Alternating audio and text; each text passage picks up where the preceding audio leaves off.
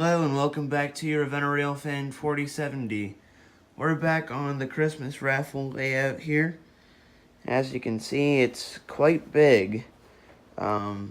So due to amount of space, we have decided to send this to our friends at the Midwest Railway Preservation Society, who will be having an open house this Saturday, where I will be volunteering.